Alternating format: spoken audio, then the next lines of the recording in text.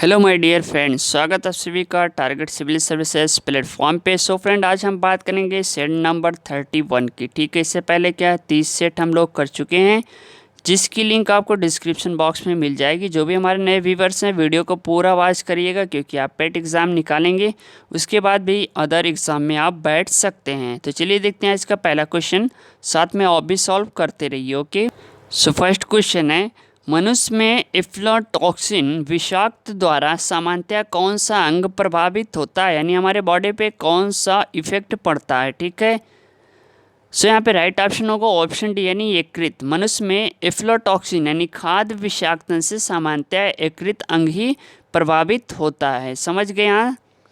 चलिए next question देखते हैं, इनमें से रक्त दाब का मापक यंत्र कौन सा है। सो यहाँ पे राइट ऑप्शन होगा ऑप्शन सी, यानी स्फाइग्नोमैनोमीटर। समझ गए, रक्त का दाब का माप यंत्र स्फाइग्नोमैनोमीटर है। एनीमोमीटर हवा की शक्ति व दिशा ज्ञात करने का यंत्र है। एमीटर विद्युत धारा मापने का यंत्र है। कार्डियोग्राफ हृदय गति का ग्राफ बनाने वाला यंत्र है। व इलेक्ट्रोकार्डियोग्राफ हृदय की धड़कन का मापक करता है। समझ गए यहाँ तक। चलिए नेक्स्ट क्वेश्चन है, जेनेटिक्स निम्नलिखित में से किसका अध्ययन है। सो यहाँ पर राइट ऑप्शन होगा ऑप्शन डी, यानी अनुवांशिकता का। जेनेटिक्स का संबंध अनुवांशिकता व विचरण से है। अनुवांशिक लक्षणों की पीढ़ी दर पीढ़ी संरक्षण की विधियों के कारणों अध्ययन को अनुवांशिकी कहते हैं। इसकी जानकारी हमें मेंडल ने दी, इसी कारण मेंडल को अनुवांशिकी का पिता कहते हैं सन 1953 में। ठीक है, जे.डी. वाटसन व क्रिक ने डीएनए की दो कुंडलित संरचना मॉडल का प्रतिपादन भी किया है। चलिए अगला क्वेश्चन देखते हैं, मेंडल का अनुवांशिकता का सिद्धांत किस पर आधारित है। सो राइट ऑप्शन होगा ऑप्शन सी, यानी लैंगिक जनन। वे लक्षण जो पीढ़ी दर पीढ़ी संचारित होते हैं उसे अनुवांशिक लक्षण कहते हैं, और इसके अध्ययन को अनुवांशिकी कहते हैं। आनुवंशिकता की सर्वप्रथम जानकारी ऑस्ट्रिया के निवासी ग्रेगर जॉन मेंडल ने दी थी, इसलिए उन्हें आनुवंशिकता का पिता कहते हैं। उन्होंने अपने प्रयोग के लिए मटर के पौधे का प्रयोग किया। इनका सिद्धांत लैंगिक जनन पर आधारित था। तो किस पौधे का प्रयोग किया था, सबसे पहले मटर का। ओके, चलिए नेक्स्ट क्वेश्चन है, लैंगिक जनन से अनुवांशिक विचरण कैसे होता है। राइट ऑप्शन होगा ऑप्शन डी, यानी सभी से। जीन के सम्मिश्रण से, क्रोमोसोम में बदलाव से, जीन के मिश्रण से। ठीक है, चलिए अगला क्वेश्चन देखते हैं, धान के खेत से निकलने वाली गैस कौन सी है। तो यहाँ पर राइट ऑप्शन होगा ऑप्शन डी, यानी सभी। इथेन, मीथेन एवं नाइट्रोजन। धान के पौधे के पॉल में कई हाइड्रोकार्बन गैसों का मिश्रण होता है। इसमें सर्वाधिक रूप में मीथेन पाई जाती है तथा कुछ मात्रा में इथेन व वायुमंडलीय गैस नाइट्रोजन भी होती है। फसल होने के बाद धान की जड़ों से बैक्टीरिया के सड़ने से उपरोक्त गैसों का वायुमंडल में विसर्जन होता है। समझ गए। चलिए अगला क्वेश्चन है, सोयाबीन में नाइट्रोजन स्थिरीकरण के लिए जिम्मेदार बैक्टीरिया कौन सी है। सो यहाँ पे राइट ऑप्शन होगा ऑप्शन बी, यानी ज़ैपोनिकम की बात हो रही है। लेगुमिनेसी फैमिली एवं प्रोटीन युक्त सोयाबीन की जड़ों में नाइट्रोजन स्थिरीकरण करने वाले जीवाणु यानी बैक्टीरिया प्रमुख है, जैसे दलहनी फसलों में मटर, चना, अरहर आदि।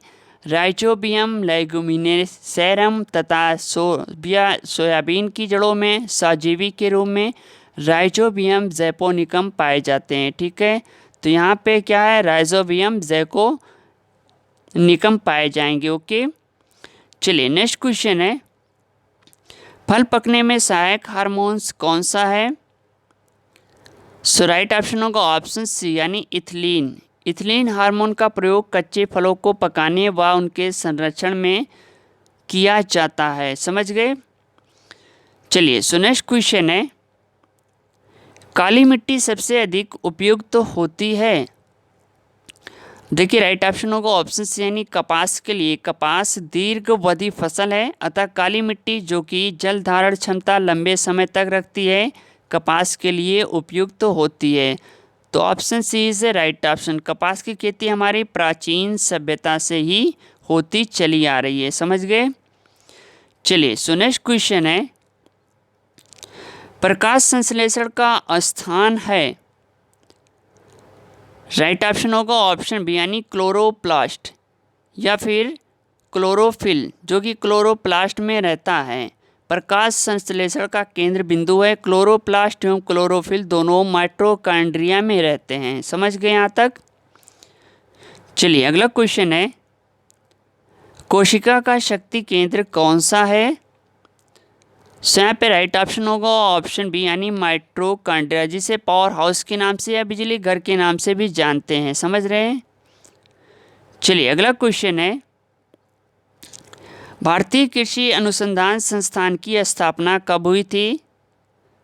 सो यहाँ पे राइट ऑप्शन होगा ऑप्शन ए। अभी हमने नेक्स्ट वीडियो में आपको बताया है 1929 ईस्वी में भारतीय कृषि अनुसंधान संस्थान की स्थापना हुई, जो अक्सर ये क्वेश्चन एग्जाम में पूछा करते हैं, समझ गए। चलिए अगला क्वेश्चन है, क्रायोजेनिक इंजन का इस्तेमाल किस में होता है। तो यहाँ पे राइट ऑप्शन होगा ऑप्शन सी यानी स्पेस शटल में। कम तापमान को क्रायोजेनिक कहा जाता है। वैज्ञानिक दृष्टि से 0 से 150 डिग्री सेल्सियस नीचे के तापमान को क्रायोजेनिक तापमान कहा जाता है, ये ध्यान दीजिएगा। चलिए सो नेक्स्ट क्वेश्चन है, भारी जल एक प्रकार का डैश। सो यहाँ पे राइट ऑप्शन होगा ऑप्शन बी यानी मंदक है। भारत में परमाणु परियोजना के संचालन में भारी जल की विशिष्ट भूमिका है। इसका उपयोग उच्च दाब वाले गुरु जल रिएक्टरों में नियंत्रक और शीतलक के रूप में किया जाता है। प्रथम भारी जल संयंत्र 1961 में बंगाल में लगाया गया था, ठीक है। तो ये मंदक का काम करता है, ध्यान दीजिएगा। चलिए सो नेक्स्ट क्वेश्चन है, सूरजमुखी खेती के साथ हम कर सकते हैं। राइट ऑप्शन है ऑप्शन सी यानी एपीकल्चर। सूरजमुखी की खेती के लिए एपीकल्चर का जो बिजनेस है वो सबसे लाभप्रद है। एपीकल्चर का आशय है मधुमक्खी पालन से, ठीक है। तो ये दोनों हम एक साथ कर सकते हैं। चलिए अगला क्वेश्चन है, अधिकतम विटामिन सी किस में मिलता है। जो ऑप्शन दिया है उससे बताना है आपको। सो यहाँ पे राइट ऑप्शन होगा ऑप्शन बी यानी आंवले में, ठीक है। अगर हम बात करें तो सबसे अधिक विटामिन सी चीकू में पाई जाती है, उसके बाद आंवले में। तो अगर यहाँ पे चीकू होगा तो चीकू इसे राइट ऑप्शन होगा, अगर वो नहीं है तो आंवला इज ए राइट ऑप्शन, समझ गए। चलिए अगला क्वेश्चन है, पौधों में चीनी का निर्माण कहाँ होता है। तो यहाँ पे राइट ऑप्शन होगा ऑप्शन ए यानी पत्तियों में। पादपों में चीनी का निर्माण प्रकाश संश्लेषण की क्रिया द्वारा होता है, जो पादपों के हरे भाग में संपन्न होती है, यानी पत्तियों में होता है, ठीक है। चलिए नेक्स्ट क्वेश्चन है, भारतीय संविधान में प्रथम संशोधन कब किया गया था। सो राइट ऑप्शन होगा ऑप्शन बी यानी 1951 में। भारतीय संविधान के लिए प्रथम संशोधन विधेयक 1951 में लाया गया। इस संशोधन द्वारा अनुच्छेद 31, ठीक है, 31 का और अनुच्छेद 31 का तथा 9वीं अनुसूची को संविधान में शामिल किया गया। चलिए सो नेक्स्ट क्वेश्चन है, सिक्किम भारत का राज्य बना, यानी कौन से संशोधन द्वारा सिक्किम को भारत का राज्य बनाया गया। सो यहाँ पे राइट ऑप्शन होगा ऑप्शन सी यानी 35वें संविधान संशोधन द्वारा। 1974 में, डेट याद रखिएगा, 1974 द्वारा सिक्किम को भारत में संयुक्त राज्य की संज्ञा प्रदान की गई, किंतु यह भारत राज्य का क्षेत्र नहीं था। वास्तव में सिक्किम 36वें संविधान संशोधन अधिनियम 1975 द्वारा 26 अप्रैल 1975 से भारतीय संघ के 22वें राज्य के रूप में सम्मिलित किया गया। यानी जो सम्मिलित किया गया है वो 36वें संविधान संशोधन द्वारा। ठीक है, चलिए नेक्स्ट क्वेश्चन है, निम्नलिखित में से कौन सी एक शीतल महासागरीय धारा है? तो राइट ऑप्शन होगा ऑप्शन यानी कनेरी की धारा। अगर हम बात करें कनेरी की शीतल धारा अफ्रीका के उत्तरी पश्चिमी भाग के समीप अंत महासागर में बहने वाली महासागरीय जलधारा है। कनेरी धारा का जन्म उत्तरी अटलांटिक महासागर का कुछ भाग दक्षिण की ओर मुड़ने के कारण हुआ।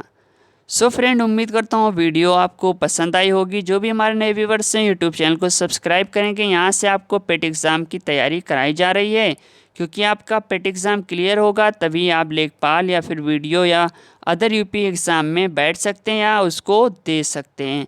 मिलते हैं नेक्स्ट वीडियो के साथ। Okay, thanks, best of luck, thank you, धन्यवाद, जय हिंद, जय भारत।